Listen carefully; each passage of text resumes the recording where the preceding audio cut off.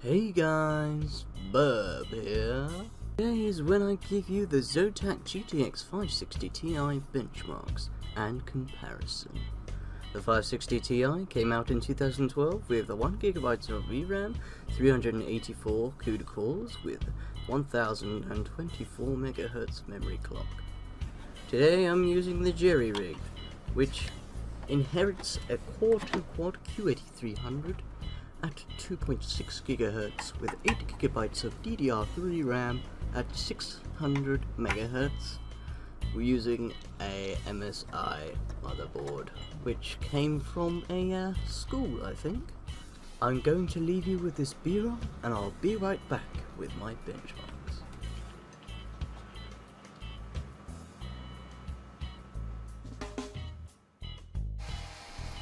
As you can see here, I don't think I found a boot device, so I had to restart the thing and put it in the right boot order, because I changed the SATA ports around, which it doesn't like, because it would just search for one. It's weird about this motherboard, because it would just search for one device, and that's it. It will only search for one device. It won't search for anything else for operating system.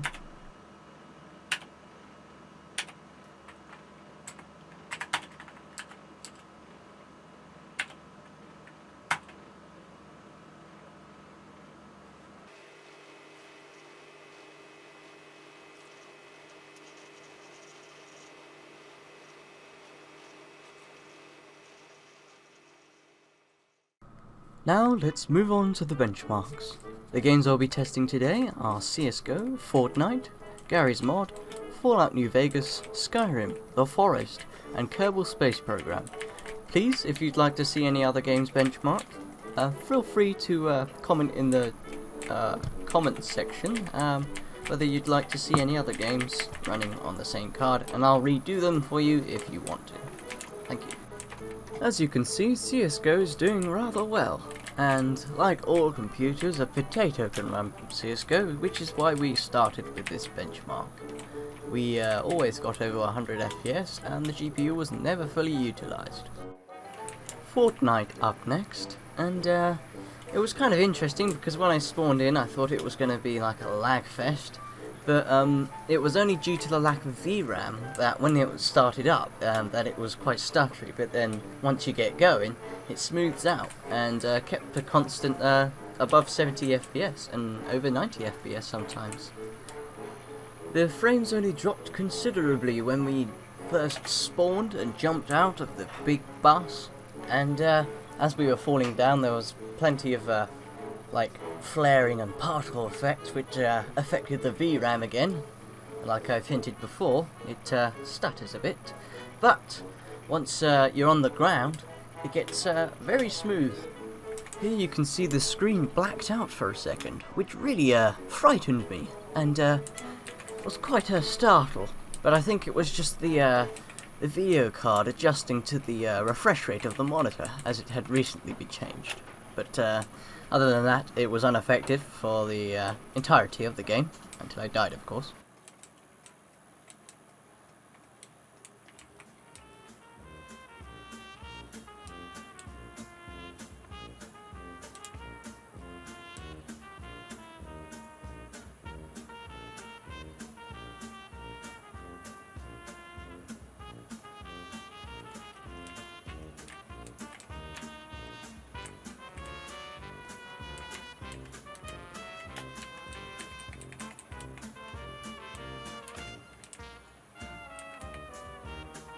Garry's Mod, like all other Source games, ran so smooth, it was unbelievable.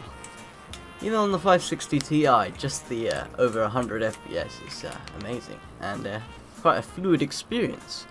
I even chucked in a couple of barrels in C4 to see if it would overwhelm the VRAM, but this game was made on, well, it's a mod, hence Garry's Mod, port from Half-Life and many other Source materials. So you just do what you want with them and then blow them up. And it seems that it was handling it quite well, seeing that the game was made for legacy cards anyway.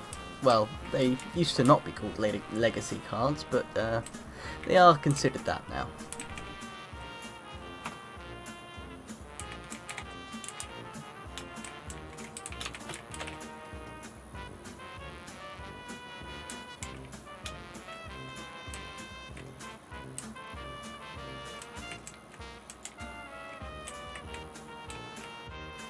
Just to put the GPU to scale, I tried multiplayer and joining a Dark RP server with over 200 add-ons, which is quite a lumpy sum.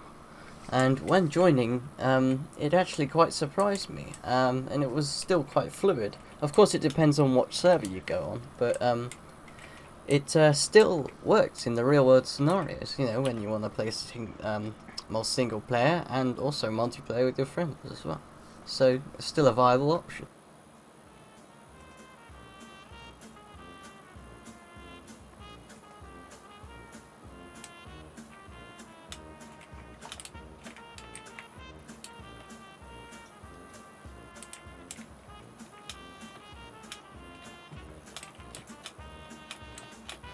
Moving on to Fallout New Vegas, a Bethesda Studios trademark game. Lovely game. Anyway, it performed very well and fluid. Constantly pushing the 60 FPS and never broke it most of the time. Despite the fact I've disabled vertical sync, it always sticks with 60 because there's a cap within the game. You can download a mod that removes that, but it's just a real world test. So up next will be Skyrim, and you can probably expect exactly the same results because they're running on the same engine. I am afraid to say I have no further comments for Skyrim because it runs exactly the same as Fallout New Vegas. It's again a great game and very consistent with the compatibility there. So if you want to play Fallout New Vegas and you can play it, you can definitely play Skyrim. So that's a good peace of mind. So trying a more demanding game next up, you know, stressing the GPU to its limits. I tried did I just say Fallout? I said The Forest. It begins with F, so that's why I said that. And it ran pretty okay with 1080p and the medium settings. Delivered us I'd say about an average of 45. And it was a smooth 45 at that, if that's a thing. Because there can be jaggy 45s and there can be smooth 45s. But anyway, pretty proud of myself. Just killed a deer there. So, gonna do it in real life now. No, just joking. Anyway, the last game we'll be testing is Kerbal Space Program. During the Kerbal Space Program thingamajiggy, as you can see in the top left there, the frames kind of overlapped themselves, and it was a bit strange. So anyway, I could just about read the frames in the top left of it, and I could see that it was about 170 on average. So, and also you can hear quite a lot of coil whine there coming from the GPU, and it's it's quite annoying if you don't have headphones on. It's just some GPUs that the memory, it's like when the memory gets accessed, it's always making the noise.